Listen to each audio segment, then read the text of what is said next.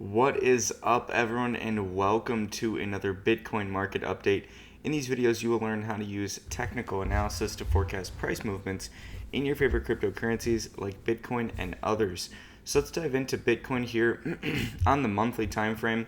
So we've come down and set our higher low right here in the month of June, and now we have subsequently risen up in the past 2 months in July and now August.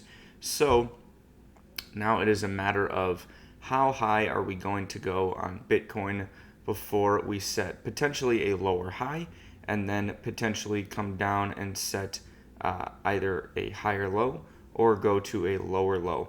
The higher we push up here, the more likely it is we're going to come down and set a higher low versus go to a lower low. So right now we've already risen. If we grab our magnet tool here, we've already risen about 54%. So it's already pretty likely, in my opinion, that even if we stopped here, we would still be able to come down and form a higher low somewhere above the $28,000 level. So what that tells us then is we're forming what's called an equilibrium pattern. So an equilibrium pattern is where you have the price form a high, then a low, and those two are pretty decently far away from each other.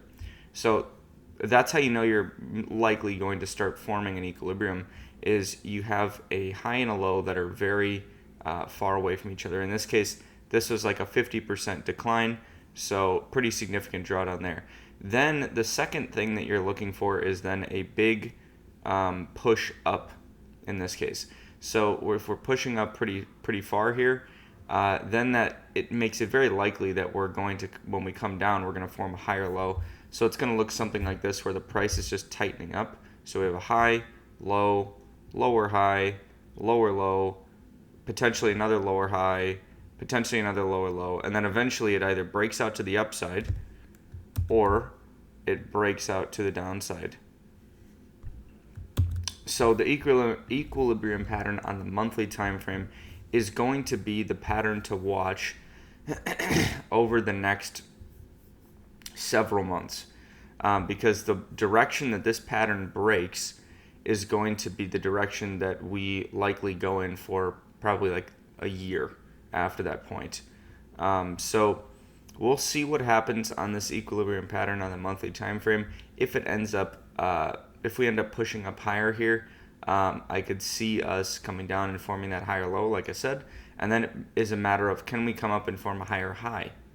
If we can't come up and form a higher high on that second push, then it starts to become more likely that we're going to break to the downside, which would not necessarily be the worst thing in the world, because then you can get cheaper prices for Bitcoin and other cryptocurrencies. All right, so from a 3-day perspective, this candle closes in about 4 hours. Right now, it's looking very good for continuation. If we end up getting a close like this with a short upper wick, I would expect a move in the next 3 days up to this 47K level right here. And this is our previous resistance level from back here, where we had our bull trend right here. Low, high, higher, low, higher, high. Came down, retested support, came down, retested support, broke through. So this is the level that I'm watching. I've talked about this in past videos. So that's going to be the area that I am looking for price to potentially go to. On the daily time frame, if we look at this from a daily perspective, you can see we bounced off of this gray support level here. That was from the 2-day time frame that we talked about on yesterday's video.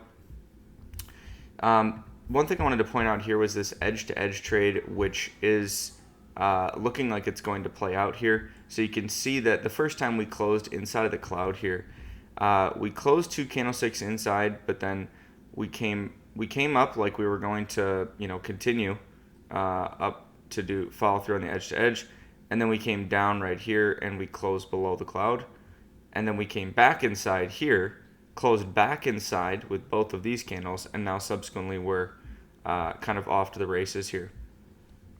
So this trade is one of those that takes several days to play out because it's on the daily time frame. And so what you're looking for on these edge-to-edge trades is candle closes inside of the edge of the cloud on one side, and then your target for that trade is the other side of the cloud. So one of the ways you could do this is, let's take our long position tool. Let's say you didn't get in on the initial push in this cloud. Let's say you just didn't have this indicator pulled up, but then the second time it came in right here, you did. So let's say right here is where you're planning on entering the trade, and then let's say your target is this 47K level. Where's your stop loss going to be? Well, your stop loss is actually going to move. So it depends on where the candle or where the edge of the cloud is. So your stop loss is going to end up being whatever. You're not really going to put a limit order stop loss into the book for this. What I do is I put in my head, my stop loss is if we get a close outside of the cloud. So if we get a candle close outside of the cloud, like let's say I enter the long here, and then I say, okay, now my target's going to be right here, and then I'm only going to close the trade out for a loss, which would be essentially your stop loss, if we get a candle close outside of the cloud. So you can see that the next daily candle after we closed inside right here on August 4th, the next daily candle went down outside of the cloud again, but it closed back inside. So it didn't close us out of the trade.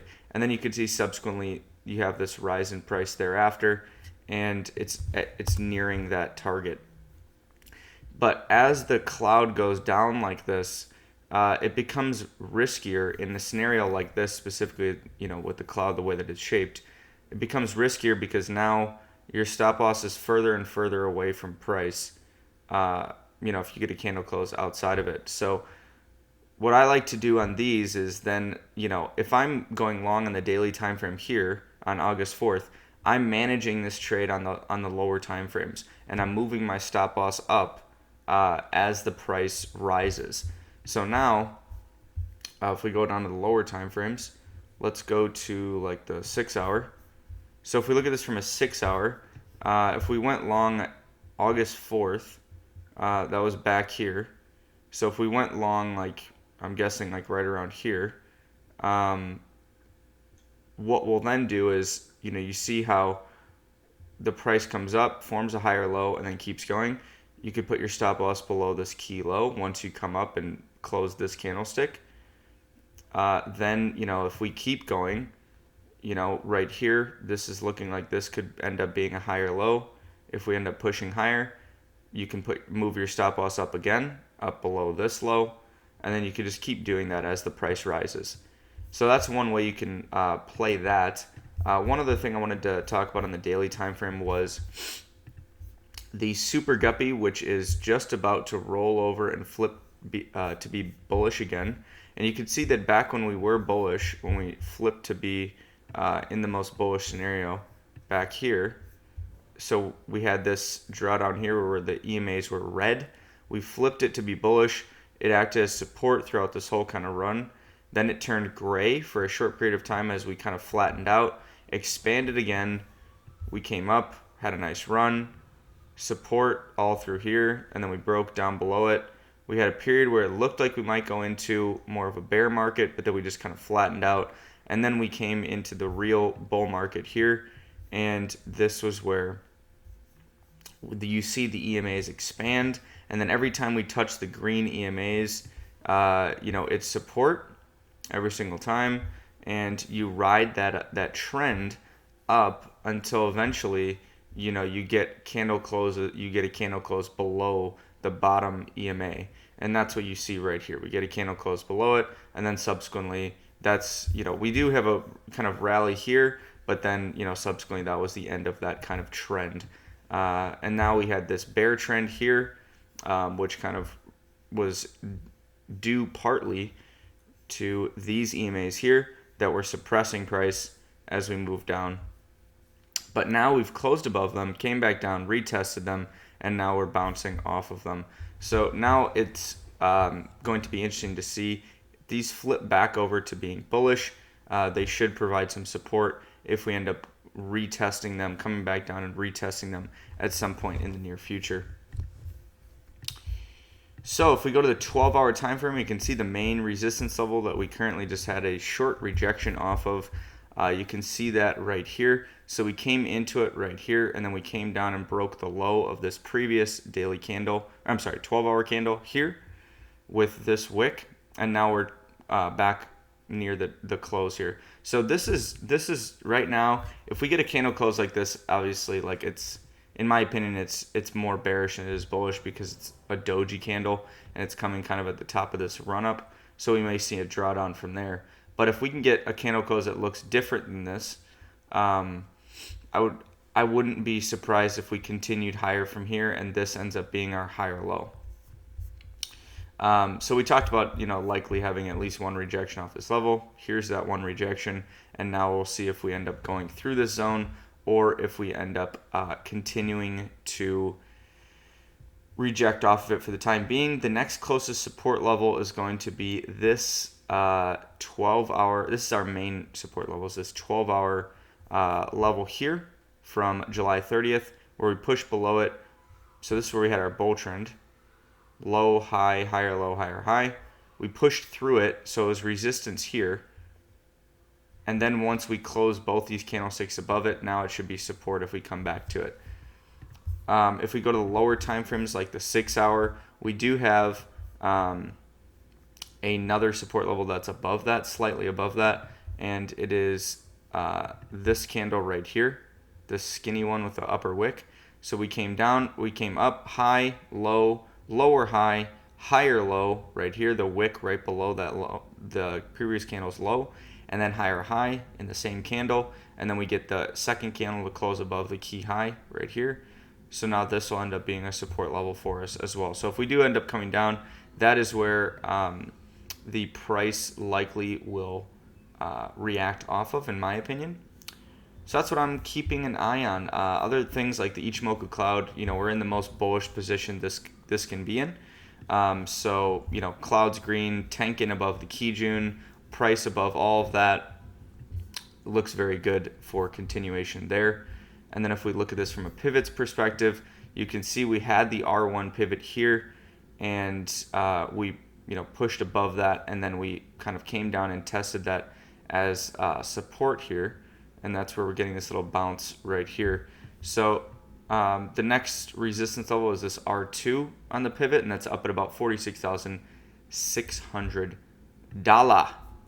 All right, that's all I got for this one, guys. So if you like this video, give it a like down below and subscribe for future educational content, and leave a comment in the comment section below for what type of video you would like to see next outside of this series, which we obviously do every day. What sort of educational cryptocurrency or blockchain related video would you like to see? Maybe something related to MetaMask wallets or DeFi applications, or regular cryptocurrency exchanges, or TradingView, or whatever you would like to learn about.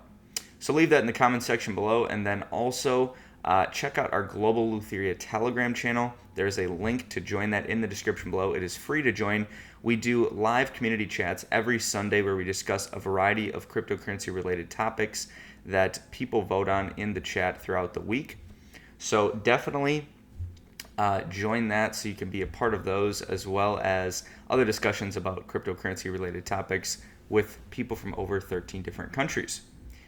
All right, until tomorrow, onward and upward.